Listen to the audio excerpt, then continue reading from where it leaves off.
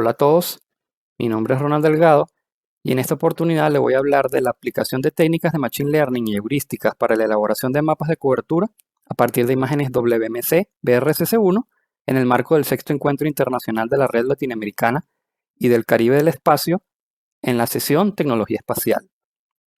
Para hablarles un poco más de mí, yo soy de Caracas, Venezuela, soy licenciado en Física de la Universidad Central de Venezuela, especialista en el área de Machine Learning, Ciencia de Datos y Procesamiento Digital de Imágenes. Actualmente soy jefe de la Unidad de Observación de la Tierra de la Agencia Bolivariana para Actividades Espaciales. Fui participante en el desarrollo del proyecto Satélite Sucre BRCC2 y tengo más de 10 años de experiencia en programación y desarrollo de proyectos relacionados con Machine Learning, Deep Learning, Ciencia de Datos y Procesamiento Digital de Imágenes.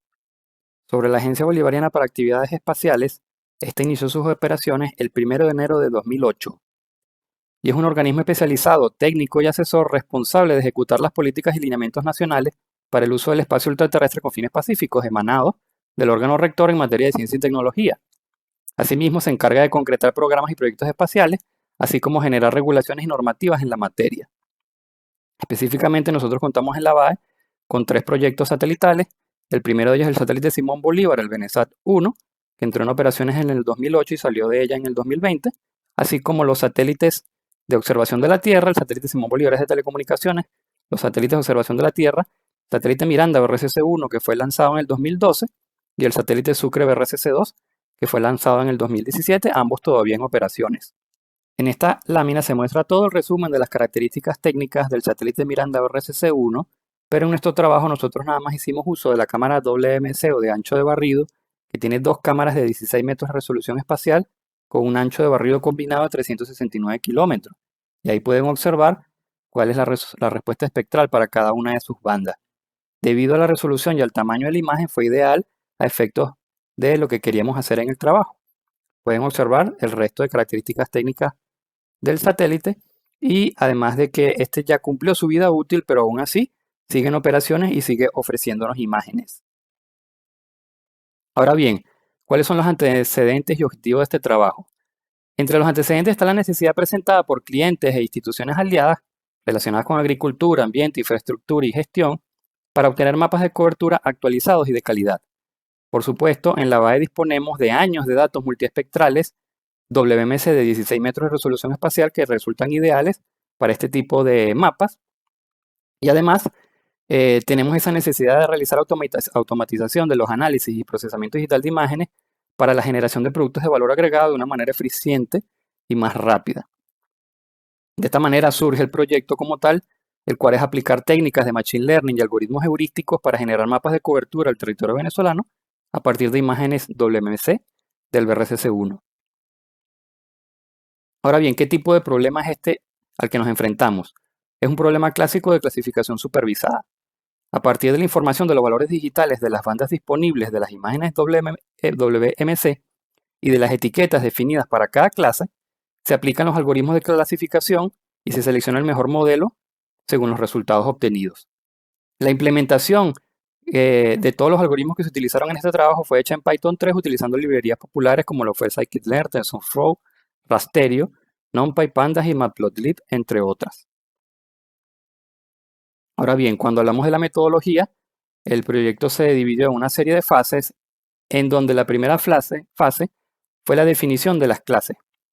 Considerando las características de las imágenes WMC del BRCC1, así como su resolución de 16 metros, se definieron un total de 6 clases para etiquetar, a saber, vegetación, agua, cuerpos de agua, suelo desnudo, edificaciones y vialidad, que lo clasificamos como urbano, nubes y sombra de nube. Luego se etiquetaron las imágenes. Se seleccionó un total de 18 subsets de imágenes WMC del estado Nueva Esparta, y estas imágenes se usaron como base para crear máscaras de clasificación en formato PNG dibujadas en GIMP. La asignación de las clases se realizó a partir del criterio de los profesionales de la BAE que trabajaron en el proceso y al color negro se le asignó la clase de NoData. Es decir, nosotros tomamos estas imágenes que se observan acá, las imágenes de ejemplo, y se dibujaron sobre ellas las clases específicas que correspondían a las etiquetas realizadas por los especialistas. Aquí podemos ver un detalle en donde la idea es definir específicamente dentro de la imagen donde se ubica la vegetación, las partes urbanas, el suelo desnudo, la sombra, etc. Y todo aquello que no se desee clasificar se coloca con color negro. Luego que tenemos esta etiquetado, se construye el conjunto de datos. A partir de los 18 subsets de imágenes y máscaras de clasificación se calcularon las reflectancias para todas las bandas de estos subsets, así como el NDVI y el NWI, aplicando las fórmulas que se presentan ahí. De esta manera se construyó un conjunto de datos en donde cada fila representa un píxel, contiene las reflectancias para cada banda, así como los índices y por último sus clases.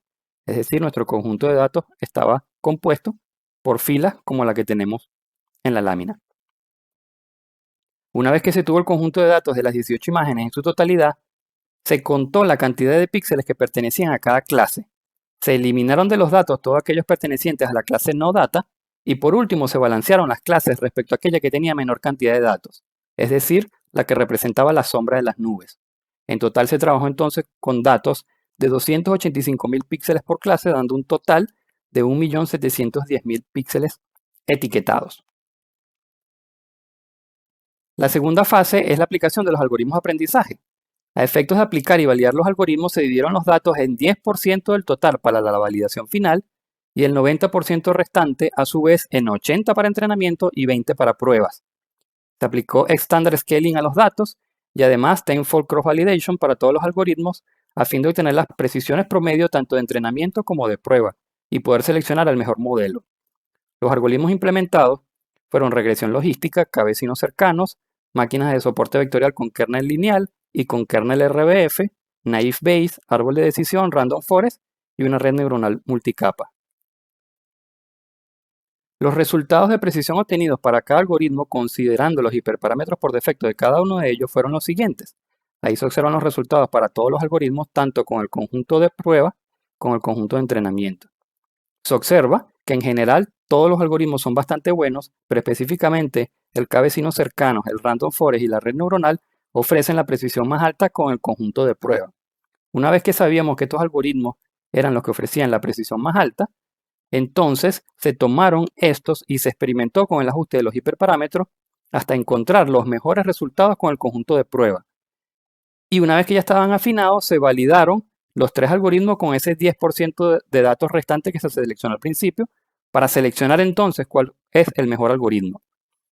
De esta manera, vimos entonces que el Random Forest, el bosque aleatorio, fue el que ofreció la mayor precisión con el conjunto de validación y el F-score fue también el más alto, de manera que el modelo final seleccionado para construir el mapa de cobertura fue el bosque aleatorio.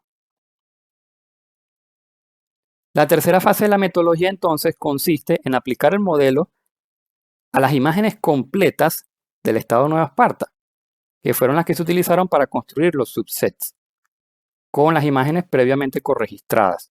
Podemos ver que en estos mapas de cobertura existen diferencias entre ellos debido a las características de la imagen, pero entonces se tomó como referencia aquel que tenía una mejor coincidencia con una imagen de referencia como la de Google Earth, por ejemplo. Es decir, se seleccionó esta imagen como base para el mapa de cobertura, principalmente porque coincidía bien con la referencia de Google Earth de manera cualitativa y además tenía la menor cantidad de nubes o sombra de nubes sobre el territorio. El procedimiento posterior entonces es la eliminación de las nubes y la sombra de nubes a partir de todos los mapas de cobertura disponibles presentados en la lámina anterior. La primera corrección que se hace sobre este mapa es la eliminación de la nube y la sombra de nubes. ¿De qué manera? Pues en la imagen base se identifican las posiciones XY de los píxeles con sombra de nube o con nubes, se convierten estos píxeles a coordenadas geográficas y se ubican dichas coordenadas en los 5 mapas restantes a fin de conocer la clase en los píxeles correspondientes. Se contó la cantidad de veces que aparecía una clase por cada píxel y si la clase más frecuente era distinta a nubes o sombra, se sustituía la clase de la imagen base por esta otra clase. Y se realizó el cálculo y su sustitución para todos los píxeles encontrados en el paso 1. De manera que el mapa original, que fue el primero que obtuvimos, lo convertimos a este una vez que se hizo esa primera corrección. Aquí podemos ver a detalle que tras esta primera corrección se pasó de 844.000 y tantos píxeles clasificados como nubes o sombra de nubes a tan solo 145.000 y tantos en la imagen corregida. Y se puede observar claramente cómo de la imagen original a la primera corrección hay una importante disminución de nubes y sombra de nubes. La tercera fase es aplicación de heurísticas para quitar aún más esa presencia de nubes y sombra de nubes. En vista de que las regiones aún restaban píxeles clasificados como nubes o sombra de nubes, se buscó la eliminación de tales regiones a partir de la generación de ventanas de píxeles de tamaño dinámico alrededor de las áreas etiquetadas y se asignó la clase a cada píxel central a aquella que más vecinos de otra clase tuviera. Es decir, se establece un tamaño de ventana inicial, se listan las posiciones con nube o sombra de nube y se van contando las cantidades de píxeles que son distintos a las clases alrededor de ella. Y de manera dinámica se van sustituyendo entonces los píxeles como se presenta en el pseudocódigo que se ve allí. De esta manera pudimos llegar a este mapa que nos presenta solamente 15.464 píxeles clasificados como nubes o sombra de nube. Se observa de la primera corrección a la segunda corrección como efectivamente todavía desaparecen más la presencia de nubes y sombras de nubes tras hacer esa primera heurística. Y por último, al obtener el resultado de la primera heurística, se observó que en muchos casos en el mapa quedan píxeles únicos de una sola clase totalmente rodeados de píxeles de otra clase. Para mitigar esto, básicamente lo que se hizo fue encontrar todos aquellos píxeles que estaban totalmente rodeados por otra clase y se les asignó el píxel a la clase que tenía la mayoría alrededor de esta. De esta manera, se bajó la cantidad de píxeles clasificados a 14.467. Aquí se puede observar cómo pasamos de esa segunda heurística a esa tercera corrección, en donde los píxeles individuales que estaban totalmente rodeados por una clase, por ejemplo vegetación, desaparecen y pasan a la clase correspondiente.